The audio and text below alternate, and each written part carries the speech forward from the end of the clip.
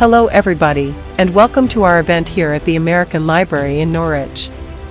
80 years ago, today, shortly after 9 o'clock in the morning, 28 445th Liberator aircraft took off from Tibenham heading to Gotha in Germany.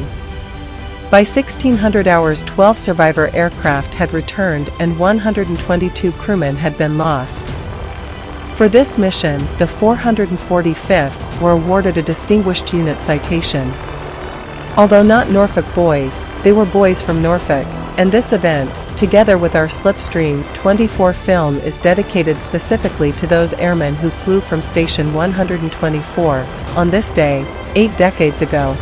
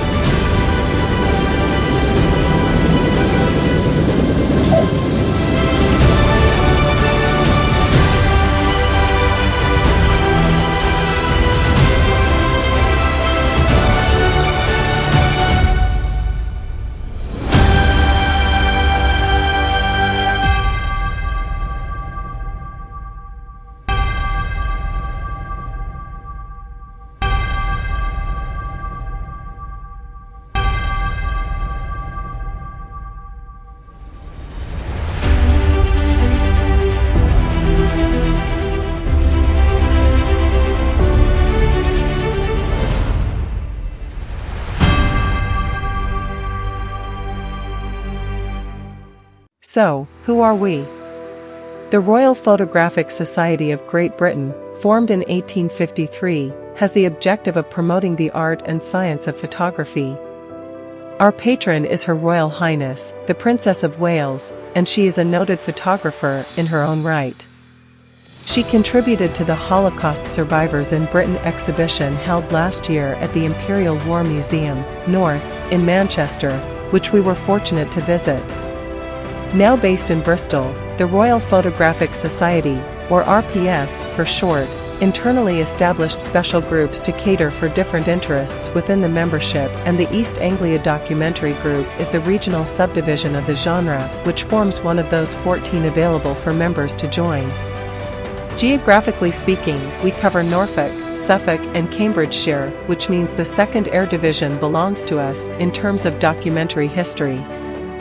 However, that is not to say that we do not travel to and from our region, and naturally enough, when we do, we follow our mantra to observe and record without comment. As a special interest group, we also undertake our own projects, of which Slipstream 24 is but one, and we endeavor to have an annual project running alongside quarterly attractions for our members.